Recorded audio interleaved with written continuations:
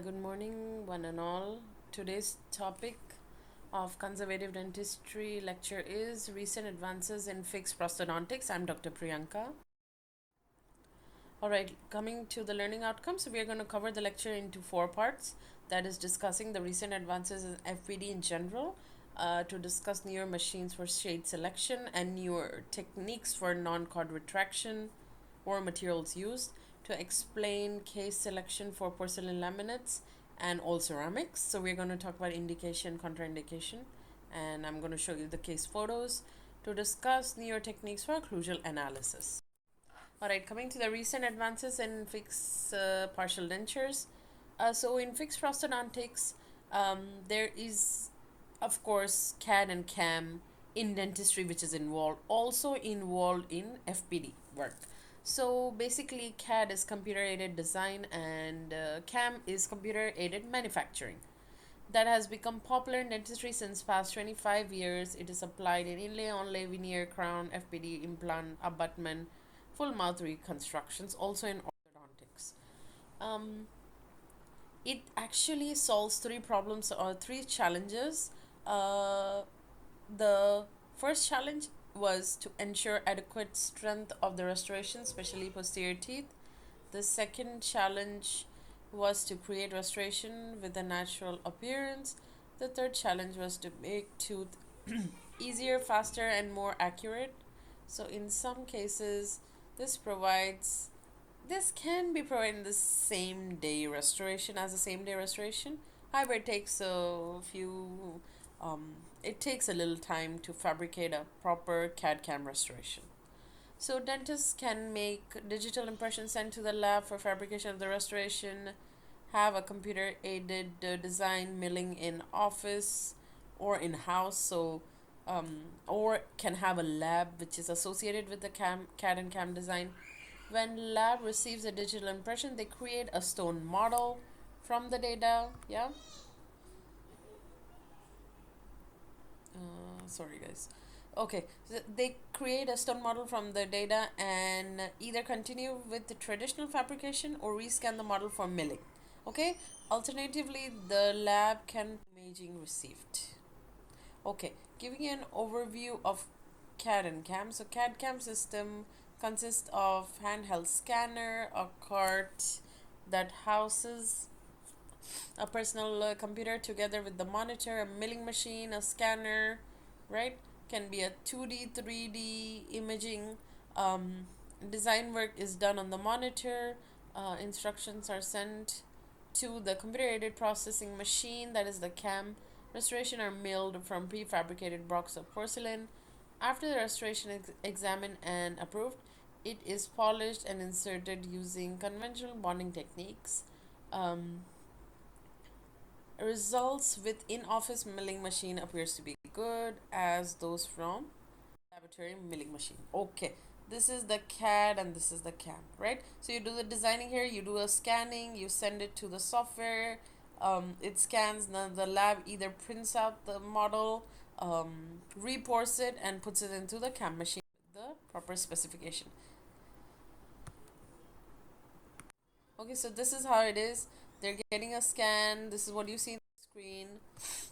It is fixed and all the things are made. If it's a bridge, the designing is done, the Pontic design, everything is designed properly. The model is scanned, either poured, if not no required to be poured, it will be sent to the CAM machine and you use a prefabricated block of porcelain. You put it in the milling machine and it is milled and the design is ready.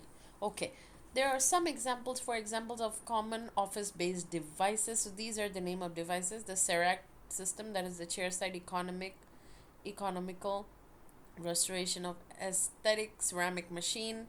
E4D dentist system, it's a laser scanner, design center, 3D milling machine, one and all. Cadent iTero uses laser and optic scanning to digitally capture the surface and contours of the tooth and gingival structures. Lava chairside oral scanner is a scanner which can accurately scan the teeth, right? So These are some systems. Coming to the second learning objective, that is the newer machines for shade selection. First, I'm going to start with the older techniques. So there are four parameters how shade selection is divided into. First is from the shade guide. So we usually use the Vita Classics shade guide, which is also in our department, which is the easiest to use, right? Um, it is arranged into 6 tabs, arranged into 4 groups of the hue. Within the group, there is increasing in the chroma, right? So first of all, importantly, you have to know what is hue. Hue is the color. Value is the lightness or darkness. Chroma is the saturation, right? So we are looking at different colors, and then the darker, the lighter is the value. In that, you have A3, A3.5 is the chroma.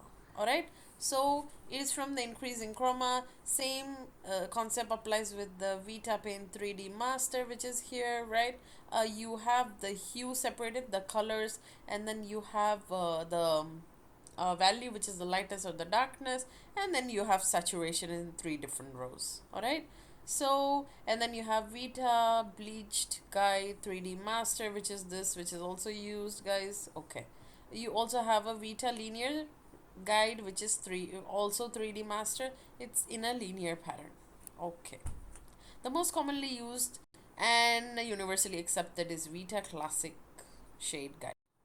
Alright, coming to the shade taking devices, which is the electronic aid, you have a spectrophotometer, which an example is an Vita Easy Shade. There is an improved version of the Vita Easy Shade as well. Features of this is how it looks like. It determines the tooth color accurately, and also indication of bleach shades according to the ADS standard. Also, it has bleach shades if the teeth is bleached. It has a good design handling. It has a bright OLED touchscreen. It has a good battery, Bluetooth interfaces for wireless communications, right?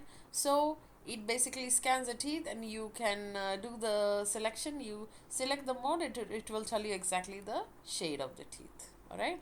So this is one example. The other one is colorimetry meter, which is also the shade vision. So basically, a colorimeter device is designed to measure the color, right? So I told you about hue chroma value as perceived by the human eye. The colorimeter is more sophisticated instrument built to measure the hue chroma value translucency.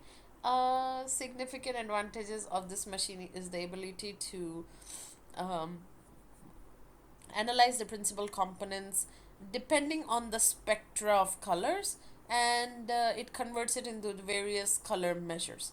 Two common examples are the spectro shade micromedical high technology or shade vision X-Rite.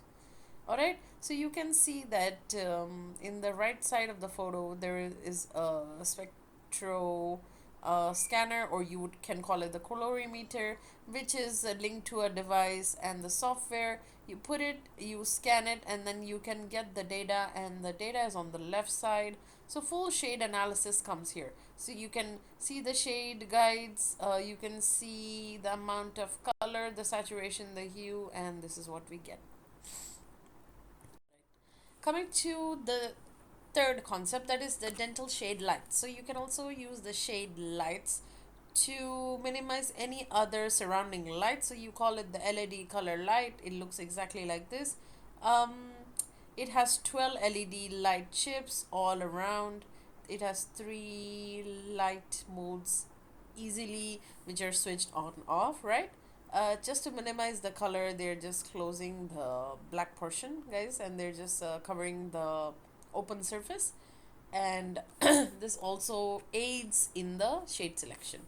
Also, we have tooth shade scanners. So this is how it looks like. Once you scan the tooth with one of these devices, it gives you a very detailed color coordinated photograph.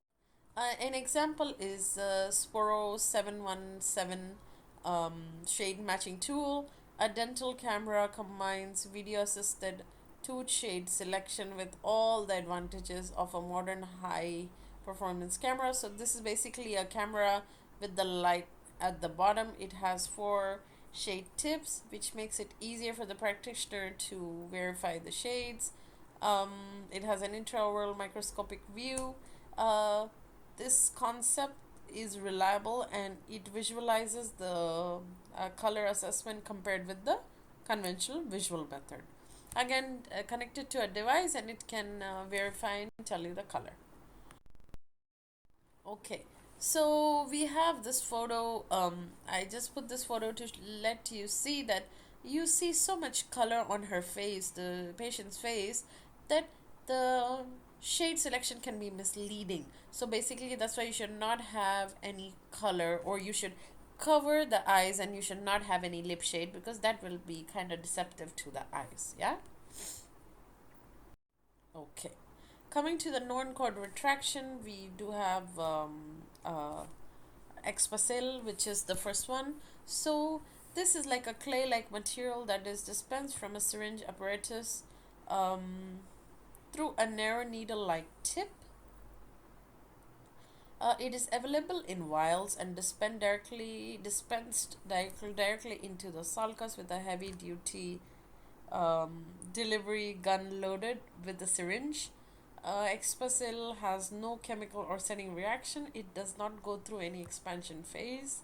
And the material is left in place for up to 2 minutes, and then it is rinsed off with air or water in the syringe. The sulcus is then ready for impression. The material contains aluminum chloride, a potent hemostatic agent.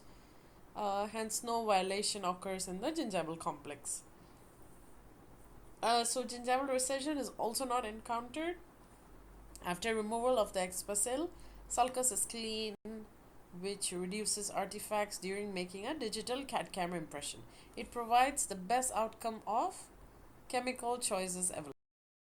Alright, so guys, this is what Expasil looks like. This is just an example of a prepared bridge. Yeah, 3-unit bridge. We have a margin, and now you can place the material. This is how you dispense it. This is exactly how it looks like. Okay, so the figure 1 shows Expasil is injected into the sulcus, left for 1 to 2 minutes, and then rinsed off. After rinsing, you can see a little bit the hemostatic agent doing the work, and then in the impression you will see an extreme clear margin. Advantages is that it has minimal or no physical damage to the gingival tissue. It's time saving in situations where multiple teeth are being taken impression of. Okay. Minimal cost is supposed to be there. Predictable hemostasis is achieved. Sometimes when you have some variation, it is extreme expensive. So sometimes things are more expensive than expected. Inhibits set of poly vinyl siloxane and polyether impressions. Less effective with very subgingival margins, right? So when you have a supra or an equi, it works very well. All right. You have the second one, which is the magic foam cord, which is a new method for non-homeostatic method. Alright, so we are talking about the magic foam cord. So of course this is a newer method. It is a vinyl polysiloxane material designed for retraction of the gingiva. The material is syringed around the margins of tooth preparation, and pressure is maintained using a cap. The material expands after 5 minutes. Impression can be made. The material expands 160% after 5 minutes. You will have a look when I'll show you the photos. The advantages is that it's less traumatic to the tissues than a retraction cord. Color of foam makes it easy to see during the use, easy to remove material from preparation on sulcus. It has an adequate working time. The disadvantages is that there is no hemostasis provided. It is a little expensive than the cord. No improvement in speed, quality of the retraction. Less effective for subgingival margins. Intraoral tips too large to inject material directly into the sulcus. Can you see the amount of expansion? This is after the expansion, yeah? So it is more than double, of course, right? Sorry. This is how it just looks like a light body cartridge, and then you put it, you have the tips, and you can just inject it, yeah, and wait for minutes. All right, and then rinse it off, and then impression can be taken. All right. You have the third one, which is known as a Gingitech. Gingitech is a paste system that uses a syringe to apply the paste around the margin. The syringe is preloaded with the paste. The paste contains aluminum sulfate as an astringent. If necessary, hemostatic agent can be applied before it's used. A cap is first filled with the paste and then placed over the tooth structure for 5 minutes. The paste is applied with the syringe in the sulcus. Impression is made. The tray is then positioned and removed after 3 to 5 minutes. Single or multiple tooth preparation impression can be done together. The paste is removed prior to impression making. Advantages is that it's easy to express from the Automix gun, longer shelf life, faster setting time, controls the oozing of blood also. Again, removal is fast, easy, tips slip cleanly out of the sulcus without the trauma. This is exactly how it looks like together with the gun, right? Okay, so this is how the material basically looks like, right? And this is just closing by pressure, right? It has many advantages, guys, right? This is exactly how it looks like. All right, okay. Coming to the raised gel. So raised gel is a new hemostatic agent as well. Before impression making, it is used to obtain hemostasis or dry feel in the sulcus. Raised gel becomes more viscous on tissue contact because of its thermodynamics, contains 25% aluminum chloride and other agents. The bright orange color makes it easy to dispense, place, rinse. The gel can be used with or without gingival retraction cords. Raised gel produces finish line exposure with minimum bleeding. It is easily rinsed, leaving no irritation around the surrounding tissue. Its thermal effect is reversible when rinsed with water, right? So this is exactly how it looks like. It looks like a clear gel, orange color gel provided around the tissue. Yeah, guys. Okay. So I just wanted to show you this easy and fast access to cervical margins. All right. Ignore the text, guys. Yeah, I wanted to show you the material and the application. All right. Coming to case selection for porcelain laminates, right? So indications are extreme discoloration of the interior teeth, which includes the tetracycline staining, devitalized teeth, and teeth darkened by age, small enamel defects, diastemas, multiple spacing. Laminates can be further used to restore localized atresion, root sensitivity. A functionally sound metal ceramic or all ceramic restoration with unsatisfactory color can be repaired by veneers. A malpositioned teeth, the slight abnormalities can be corrected by this technique as well. Alright, so degree of discoloration of the teeth again depends on the extent of carious lesion. Depends on where it is placed, but this can do a good job in some situations. Also depends on the patient's attitude, motivation for the treatment. Oral habits such as nail biting should be corrected before initiating any of the treatment, as it may be easily displaced. Okay, contraindication is where full coverage restoration is required. You cannot use a partial veneer crown. This is a partial veneer crown. Actively erupting teeth should not be subjected for veneer, of course. Patients with parafunctional habits are a bad choice of treatment. Endodontically treated teeth are again not recommended for veneers, as they present poor receptive surface for bonding, and the full coverage restorations are indicated. Alright, so coming to multiple case photos I have, these are chipped restorations. Chipped incisal edges, little atresion. You can see how this was corrected. This was on all the 6 anterior teeth. Same here, severe artresion, and it was corrected. The anterior, upper lower both was corrected here. This is a slight discoloration to just improve the generalized color. This was corrected. Again, there was central and lateral. There was severe diastemas. You can see it is more closely approximated, guys. Okay, these are the same photographs. Okay, so this is the third part of the same photograph. All right. Here also you can see a discolored teeth, and then they did a veneer on two porcelain laminates on two one. You see cracked and treated teeth, and this is the post-op.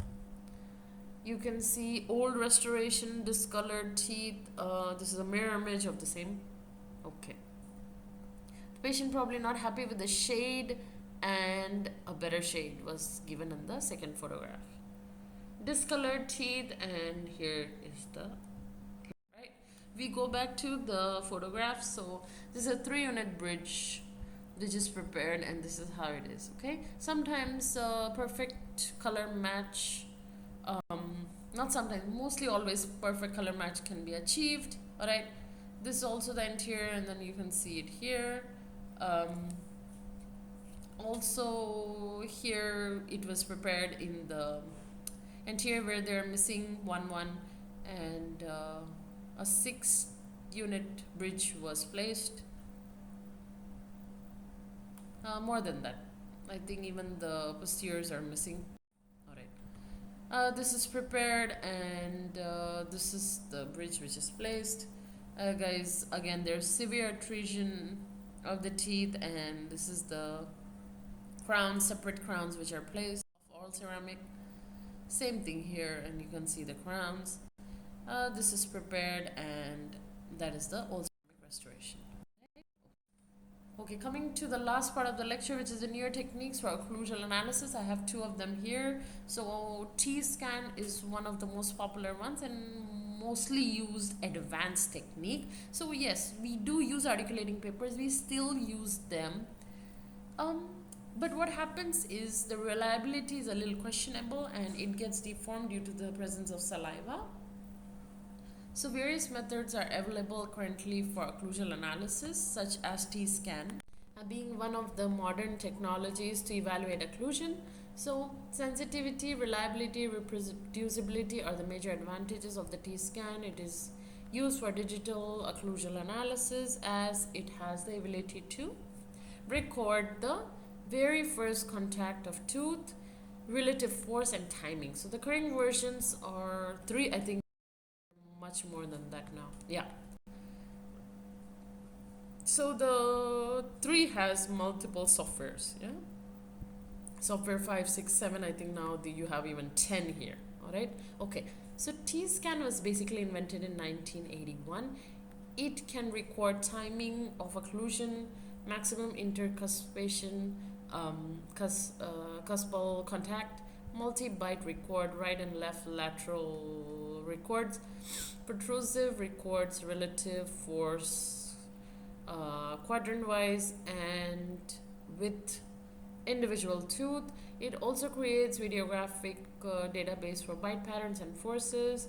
The scan can be saved, exported, reports generated from multiple patients. It can record the bite force, centric occlusion, multiple bite, protrusive, left and right lateral bites, relative forces on each teeth, quadrant-wise force can be also evaluated.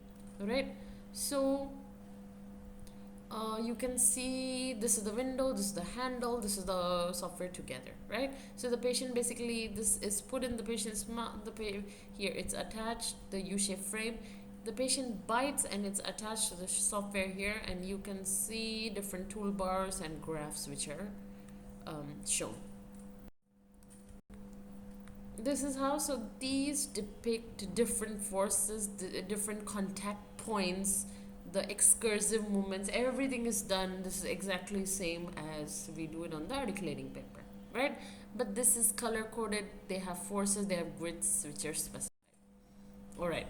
Coming to the BioPack. BioPack is a comprehensive diagnostic system. It uses different tools and techniques to measure and monitor a wide array of different parameters within the within the oral stegnomatic system, which includes your teeth, jaw, surrounding muscles, and other soft tissues. It is mainly used to diagnose TMJ disorders, but it has other applications such as evaluating jaw density for a patient who is considering dental implants, ensuring ideal fit alignment of bit for patients who are receiving dentures and other orthodontic appliances. So same thing is there. There's a software. There's a U-shaped frame which the patient bites on, but here you have to use this electromyographic uh, um, electromyographic devices, or you call it the switches. You just have to place it on the muscle area where you're recording it, right? And you have different parameters of scanning different parts of the face. All right. Okay, guys. Thank you so much for patient listening. For any question, you can come and see me. Yeah. All right. Thank you.